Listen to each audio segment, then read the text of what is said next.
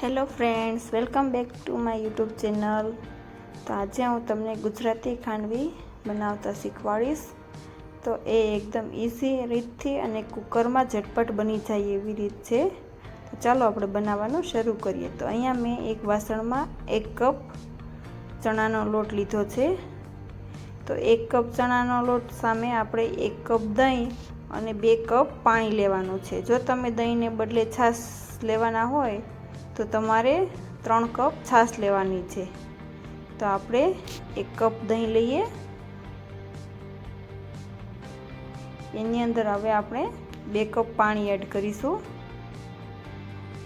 એ જ કપનું માપ લઈ અને 2 કપ પાણી એડ કરીશું। તો ટોટલ 2 કપ પાણી અને 1 કપ દહીં એડ કર્યું છે।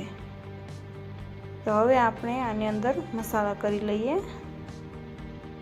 તો અહીંયા મેં અડધી ચમચી હળદર, અડધી ચમચી હિંગ, સ્વાદ પ્રમાણે મીઠું અને અડધી ચમચી આદુ મરચાંની પેસ્ટ એડ કરી છે।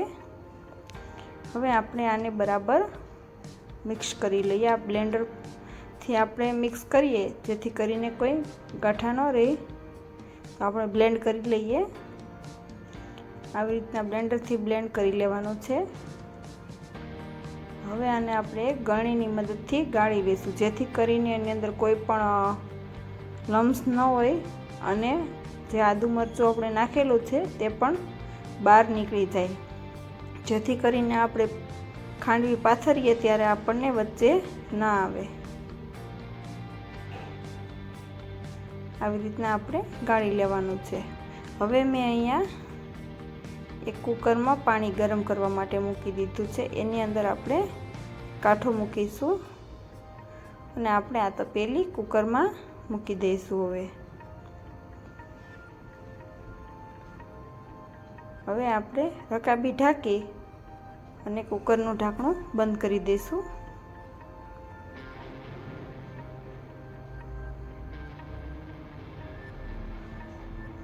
અને તમારે મીડિયમ ફ્લેમ પર 6 વિસલ કરવાની છે। તો હવે 6 વિસલ થઈ ગઈ છે। હવે આપણે ચેક કરી લઈએ।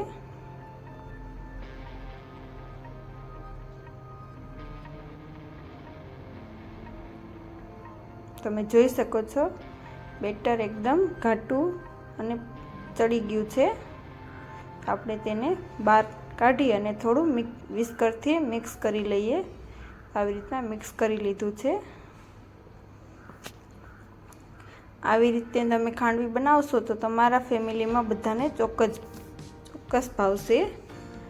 તો આ રીતથી તમે એકવાર જરૂરથી ટ્રાય કરજો અને આ રીતથી તમે ખાંડવી બનાવશો તો એકદમ ઝડપથી તમારી ખાંડવી બનીને તૈયાર થઈ જશે। તો અહીંયા મેં પ્લેટફોર્મને સાફ કરી લીધું હતું પહેલાં। હવે એની ઉપર ઓઇલથી ગ્રીસ કરી લીધું છે। હવે આપણે થોડીક બેટર લઈ અને પ્લેટફોર્મ ઉપર પાથરી દઈએ। આને તમે કોઈ થાળી કે પછી ડીશ ઉપર પણ પાથરી શકો છો। તમારે બેટરને ઠંડુ નથી પડવા દેવાનું, ગરમ ગરમ હોય ત્યાં જ તમારે પાથરી દેવાનું છે। પતલું પતલું આવી રીતે પાથરી દેવાનું છે। આવી રીતે આપણે બધા બેટરને પ્લેટફોર્મ ઉપર પાથરી દઈએ। અને જો ફ્રેન્ડ્સ તમને મારા વિડીયો પસંદ આવે તો મારા વિડીયોને લાઈક કરજો, શેર કરજો અને મારી ચેનલને સબસ્ક્રાઈબ કરવાનું ના ભૂલતા। આપણે બધું બેટર પાથરી દીધું છે।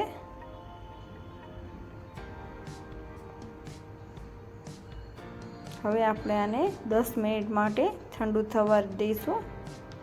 રીતે પાથરી દીધું છે। તો હવે 10 મિનિટ ઠંડુ થવા દઈશું।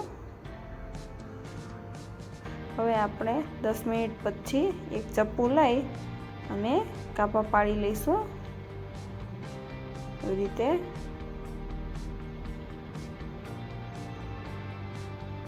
હવે આપણે ખાંડવીના રોલ વાળી લઈશું।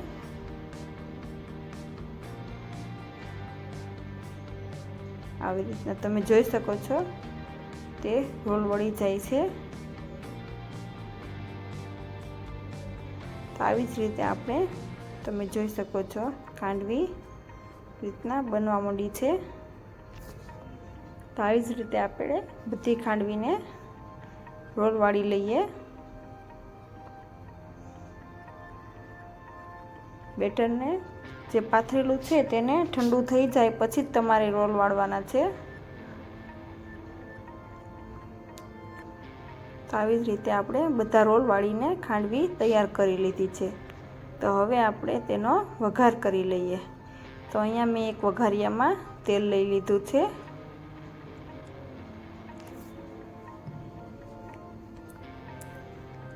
તેલ ગરમ થાય પછી આપણે તેમાં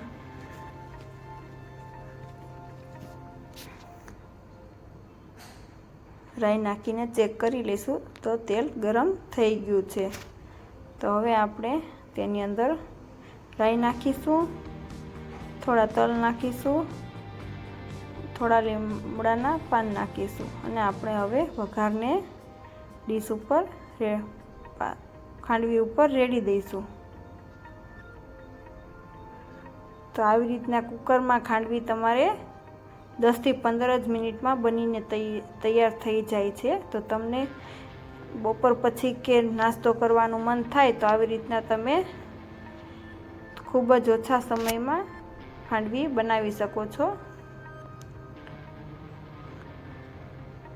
જોતાં જ ખાવાનું મન થઈ જાય એવી ખાંડવી બની છે। તો તમે આ રીતથી એકવાર ચોક્કસથી ટ્રાય કરજો। આપણે ઉપર થોડા કોથમીરના પાન એડ કરીશું।